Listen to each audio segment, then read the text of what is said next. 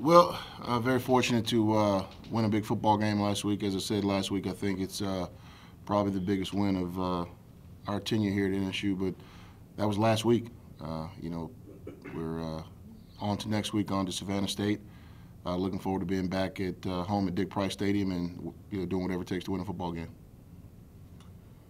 Coach, is there an aspect of the game that you see as a reason for you considering it the most significant? Is it the opponent's ranking? Is it your guys' performance as an overall complete team? What is it? I think it's a culmination of a lot of things about getting started fast, about winning a game that people didn't think you had the opportunity to win, about sticking together as a team, about playing fairly decent in all three phases, and then being able to win a game like that on the road. So I think it just shows some of the growth and maturation of our program. Was there in the hours following the game, was there any sort of "I told you so" mentality after that first week that you guys went and did this? No, it's not an "I told you so" mentality, because we've always had confidence in our program and what we do, and we haven't made wholesale changes to what we do. We've just kind of stayed the course, and our team has been great about just listening to what the coaches say and keeping our inner circle close. There may be some people outside of our program that question what we do, but our staff and our coaches don't. Marcus, what did you learn about you and your teammates after that win? I learned we can always come out and play fast, and when we play fast, we can win a game.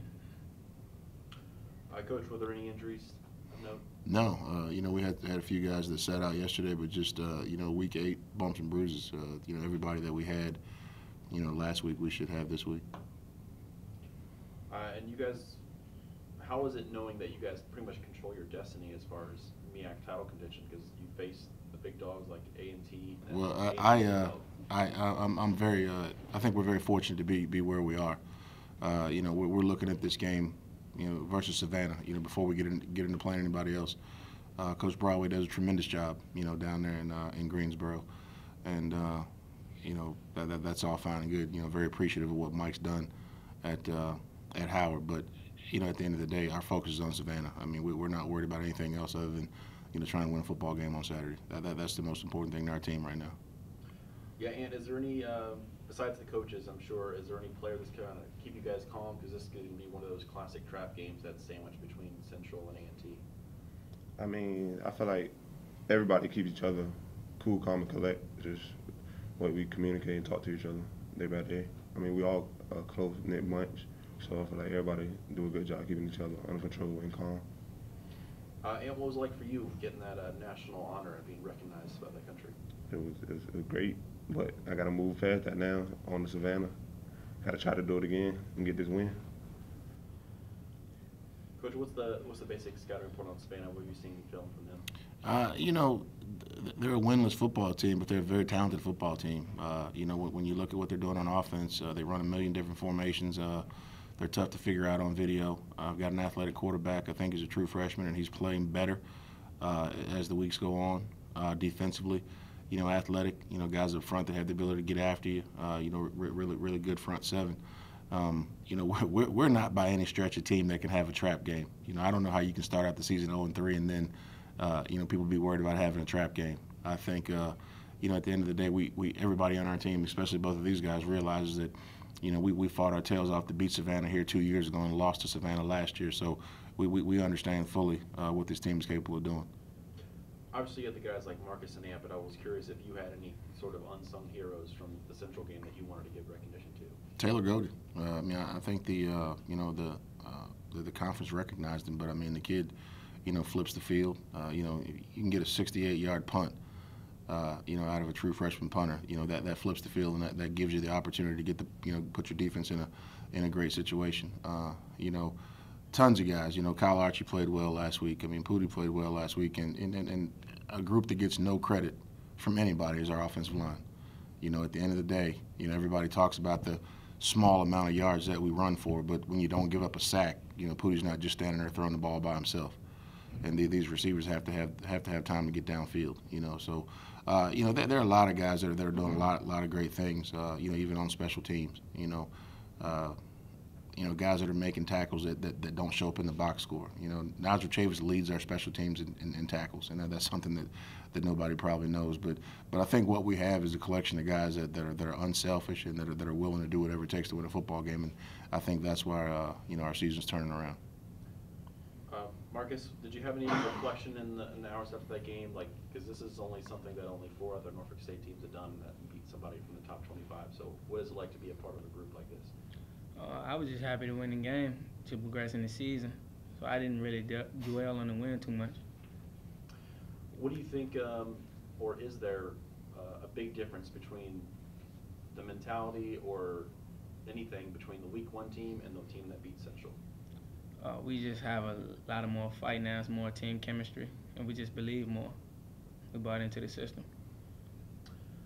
Anthony, at least I know they've kind of had different quarterbacks in for Savannah State, but I know one guy is lefty. Does that change anything as far as nuances for you guys, as far as looks that he might give?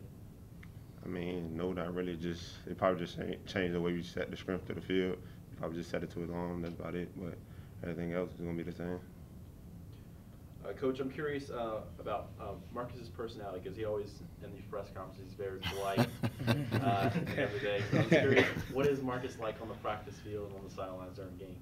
He has a good time. I think one of the special things about Marcus is that he has fun playing the game.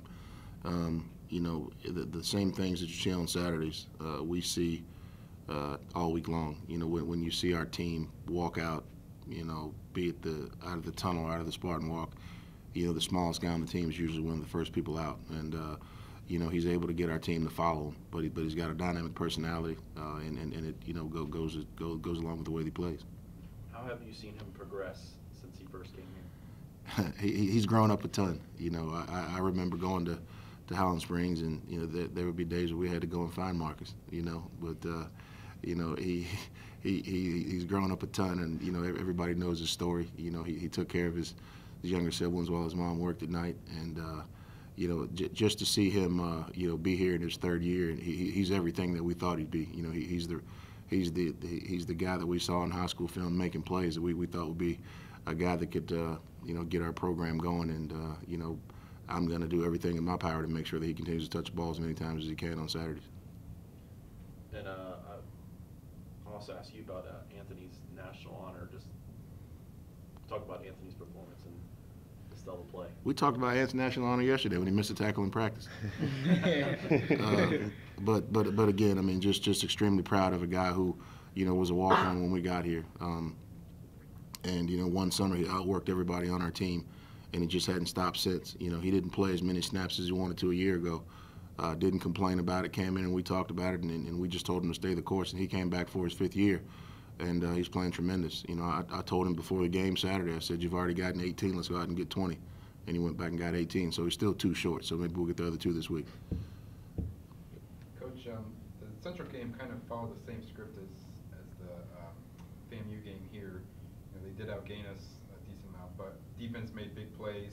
FAMU game they scored 2, returned fumbles for a touchdown, and defense obviously in Central prevented a touchdown there at the goal line, had 4 interceptions. Talk about your defense and just that mentality that they can make plays like that. The interceptions you guys made, the turnovers you guys have created, that they can make plays like that when you need them the most. Well, I think it's a sense of not panicking, and that they're led by a coordinator, Matt Dawson, that doesn't panic. He's an even keel guy. And if we give up a big play, the house doesn't burn down. We still continue to play. They drive the ball down inside the 5, and they're probably going in for a touchdown, and we make a big play. And if you're panicking and you're pouting and you're sulking, you probably give up that touchdown. And I think at the end of the game, those guys have a closing mentality. As Ant said, he was prepared for it. Kind of knew exactly what to expect, and he's right there to pick the ball off. And the other thing about that interception that people don't realize is that he caught the ball and he got down. That's what good football players do. If you're a selfish, undisciplined football player, you try to return that for a touchdown. But he's been coached to get down and give the offense the ball back and get us out of the game. So we've still got a long way to go. But again, I'm proud of how these guys are maturing on a weekly basis.